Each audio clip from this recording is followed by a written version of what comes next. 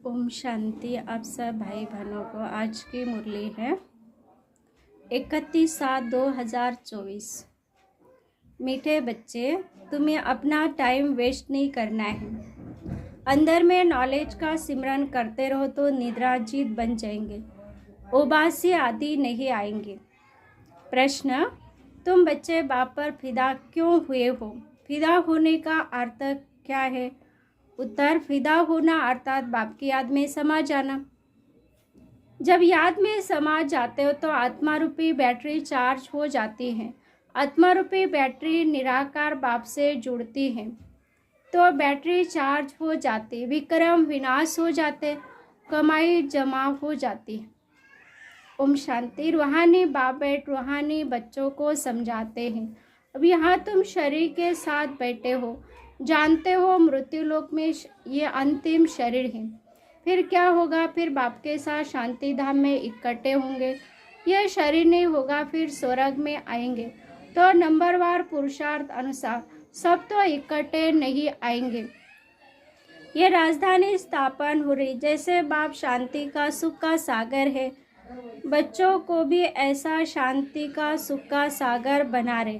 फिर जाकर शांति धाम में विराजमान होना है तो बाप को, घर को और सुख धाम को याद करो। यहाँ तुम जितना जितना इस अवस्था में बैठते हो, तुम्हारे जन्म जन्मांतर के पाप भस्म होते हैं। इसको कहा जाता है योग अग्नि। सन्यासी कोई सर्वशक्तिमान से योग नहीं लगाते, वह तो रहने के स्थान ब्रह्म से योग लगाते हैं। वह है तत्व योगी, ब्रह्म आत्मा तत्व से योग लगाने वाले। यहाँ जीव आत्माओं का खेल होता है। वहाँ स्वीट होम में सिर्फ आत्माएं रहती हैं। उस स्वीट होम में जाने के लिए सारी दुनिया पुरुषार्थ करती है। सन्यासी भी कहते हम ब्रह्म में लीन हो जाएंगे। ऐसा नहीं कहते हम ब्रह्म में जाकर निवास करें। ये तो तुम बच्चे समझ गए हो। भक्ति मार्ग में कितनी खिटखिट सुनते रहते हैं। यहाँ तो बाप आकर सिर्फ 2 अक्षर समझाते हैं। 2 अक्षर है मन मना भोर मध्य जीवो। जैसे मंत्र जपते ना, कोई गुरु को याद करते हैं, कोई किसको याद करते, स्टूडेंट टीचर को याद करते। अभी तुम बच्चों को सिर्फ बाप और घर की याद है। बाप से तुम वर्षा लेते हो शांति धाम और सुख धाम का, वही दिल में रहता है। मुख से कुछ बोलना नहीं है, बुद्धि से तुम जानते हो। शांति धाम के बाद है सुख धाम। हम पहले मुक्ति में फिर जीवन मुक्ति में जाएंगे। मुक्ति जीवन मुक्ति दाता एक ही बाप है। बाप बच्चों को बार बार समझाते हैं टाइम वेस्ट नहीं करना चाहिए। जन्म जन्मांतर के पापों का बोझा सिर पर है। इस जन्म के पापों आदि की तो स्मृति रहती है, सत्युग में बातें होती नहीं। यहाँ बच्चे जानते हैं जन्म जन्मांतर के पापों का बोझा है। नंबर भर ने काम विकार का विक्रम जो जन्म जन्मांतर करते आए हो, और बाप की निंदा भी बहुत की। बाप जो सर्वशक्तिमान सदगति देते हैं, उनकी कितनी निंदा की है, यह सब ध्यान में रखना है। अब जितना हो सके बाप को याद करने का पुरुषार्थ करना है। वह सदगुरु मुक्ति जीवन मुक्ति वही देते हैं ना। वह गुरु तो अनेक है, यह है एक सदगुरु। तुम लोगों ने गुरु तो बहुत किए हैं। हर जन्म में 2-4 गुरु करते हैं। गुरु करके फिर और उस स्थान पर जाते हैं। शायद यहाँ से अच्छा रास्ता मिल जाए। ट्रायल करते रहते हैं और गुरुओं से, परंतु मिलता कुछ भी नहीं। तो बाबा ने कहा अभी तुम बच्चे जानते हो यहाँ रहना नहीं है।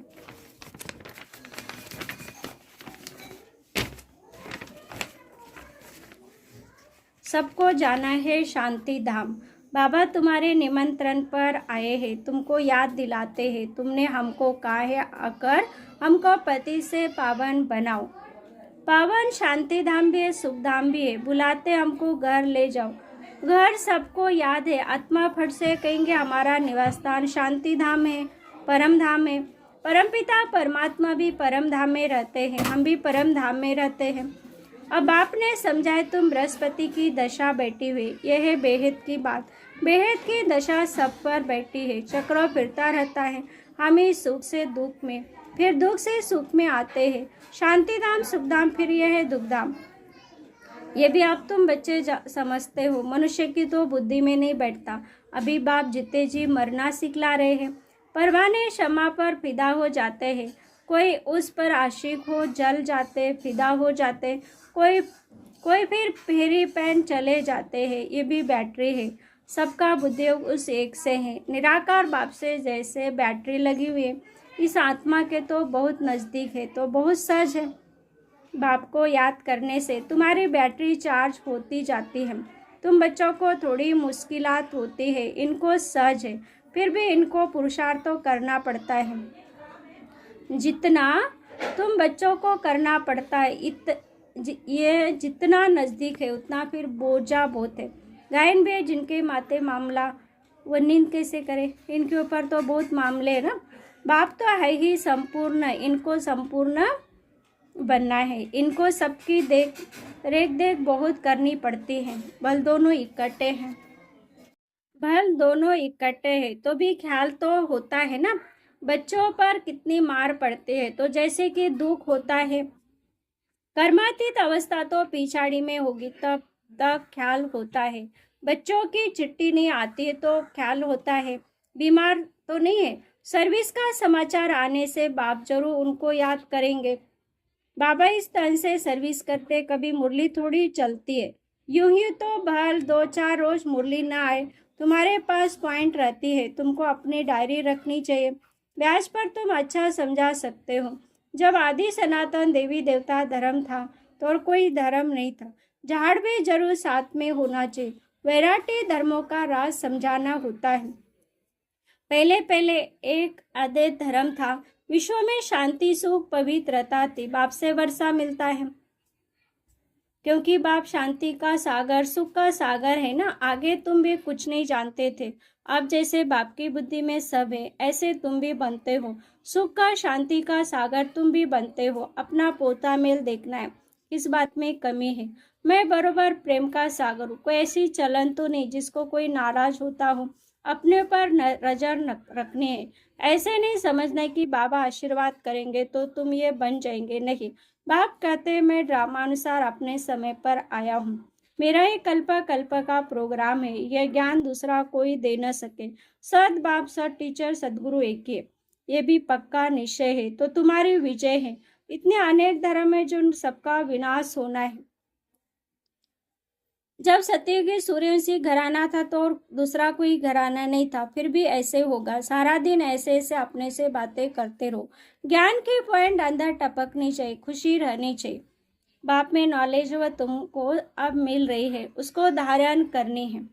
इसमें टाइम वेस्ट नहीं करना चाहिए। रात को भी टाइम मिलता है तो देखते हैं आत्मा अर्गन से काम करते करते थक गई है तो फिर सो जाते हैं। बाप तुम्हारी भक्ति की सब थकान दूर कर अथक बना देते हैं। जैसे रात को आत्मा थक जाती है तो शरीर से अलग हो जाती, जिसको नींद कहा जाता है। सोता कौन है? आत्मा के साथ कर्मेंद्रिय भी सो जाती है।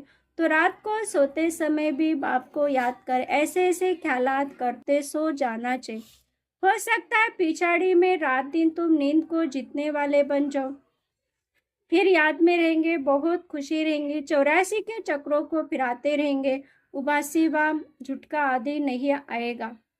हे नींद को जीतने वाले बच्चे, कमाई में कभी नींद नहीं करना। जब ज्ञान में मस्त हो जाएंगे तब तुम्हारी अवस्था वो रहेंगे। यहाँ तुम थोड़ा टाइम बैठते हो तो कभी उबासी या झुटका नहीं आना चाहिए। और तरफ अटेंशन जाने से फिर उबासी आएंगे। तुम बच्चों को ये भी ध्यान में रखना है, हमको औरों को भी आप समान बनाना है। प्रजा तो चाहिए ना, नहीं तो राजा कैसे बनेंगे। धन दिए धन ना खुटे, दूसरे को समझाएंगे, दान देते रहेंगे तो कभी खुटेगा नहीं, नहीं तो जमा नहीं होता। मनुष्य तो बहुत मनुष्य भी होते हैं, धन पर बहुत लड़ाई झगड़े को पड़ते हैं। यहाँ बाप कहते तुमको मैं अविनाशी धन देता हूँ, तुम फिर औरों को देते रहो। इसमें मनुष्य नहीं बनना। दान नहीं देते तो गोया है ही नहीं। ये कमाई ऐसी है जिसमें लड़ाई आदि की बात नहीं। इसको कहा जाता है गुप्त। तुम हो इनकॉग्निटो वॉरियर्स, 5 विकारों के साथ तुम लड़ते हो।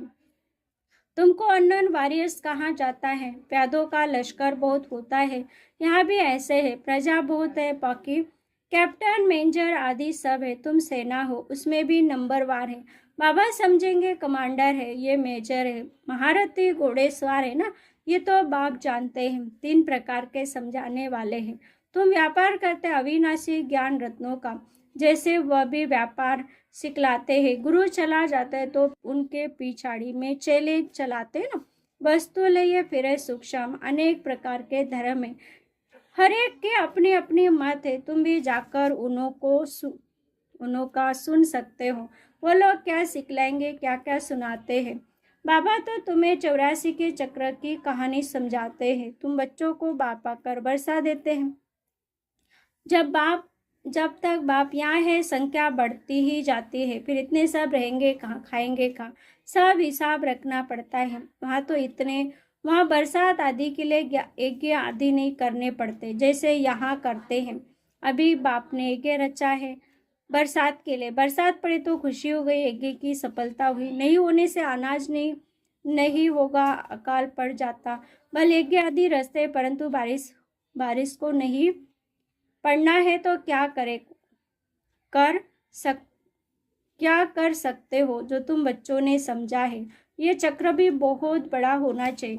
एडवर्टाइज बड़े बड़े स्थानों पर लगी हुई होगी तो बड़े बड़े लोग पढ़ेंगे, समझ जाएंगे। अब बरोबर पुरुषोत्तम संगम मिल गई। कलयुग में बहुत मनुष्य हैं, सतयुग में थोड़े मनुष्य होते हैं, तो बाकी सब इतने जरूर खत्म हो जाएंगे। शिव जयंती मनाते हैं, स्वर्ग जयंती, लक्ष्मी नारायण की जयंती। बात तो बड़ी सच है। शिव जयंती मनाई जाती, वो बेहद का बाप है, उसने ही स्वर्ग की स्थापना की थी। कल की बात है, तुम स्वर्गवासी थे, ये तो बहुत सच बात है। बच्चों को अच्छी रीति समझकर और समझाना है, खुशी में भी रहना है। अभी हम सदैव के लिए बीमारी से छूटकर 100% हेल्दी वेल्दी बनते हैं। बाकी थोड़ा समय है। भले कितने भी दुख मौत आदि होंगे, तुम उस समय बहुत खुशी में होंगे। तुम जानते हो मौत तो होना ही है, कल्प का एक खेल है। फिकरात कोई नहीं होती। जो पक्के हैं वह कभी हाया नहीं करेंगे। मनुष्य का ऑपरेशन आदि देखते तो चक्कर आ जाता है, अभी तो कितना बड़ा मौत होगा। तुम बच्चे समझते सब होना ही है। गायन भी है, मिरवा मौत मलुका शिकार। इस पुरानी दुनिया में तो बहुत दुख उठाया है, अब नई दुनिया में जाना है। अच्छा मीठे मीठे सिकलिदी बच्चों प्रति माता पिता बाप दादा का याद प्यार और गुड मॉर्निंग। रूहानी बाप की रूहानी बच्चों को नमस्ते। हम रूहानी बच्चों की रूहानी माता पिता बाप दादा को याद प्यार गुड मॉर्निंग और नमस्ते नमस्ते नमस्ते। धारणा की पॉइंट है, पहला बाप से अविनाशी ज्ञान धन लेकर दूसरों को दान करना है। ज्ञान दान करने में मनहूस नहीं बनना है। ज्ञान की पॉइंट अंदर टपकती रहे। राजा बनने के लिए प्रजा जरूर बनानी है। दूसरा, अपना पोता मेल देखना है, मैं बाप समान प्रेम का सागर बना हूँ। तीसरा, कभी किसी को नाराज तो नहीं करता। चौथा, अपने चलन पर पूरी नजर है। वरदान, ज्ञान के साथ गुणों को इमर्ज कर सर्वगुण संपन्न बनने वाले गुण मुरद हो। हर एक में ज्ञान बहुत है, लेकिन अब आवश्यकता है गुणों को इमर्ज करने की। इसलिए विशेष कर्म द्वारा गुण दाता बनो। संकल्प करो मुझे सदा गुण मुरद बन, सबको गुण मुरद बनाने के कर्तव्य में तत्पर रहना है। इसे व्यर्थ देखने सुनने व करने की फुर्सत नहीं मिलेगी। इस विधि से स्वयं की व सर्व की कमजोरियां सह समाप्त हो जाएंगी। तो इसमें हर एक अपने को निमित्त अव्वल नंबर समझ सर्वगुण संपन्न बनने और बनाने का एग्जाम्पल बनो। स्लोगन, मनसा द्वारा यज्ञदान, वाचा द्वारा ज्ञान दान और कर्म द्वारा गुणों का दान करो। ओम शांति।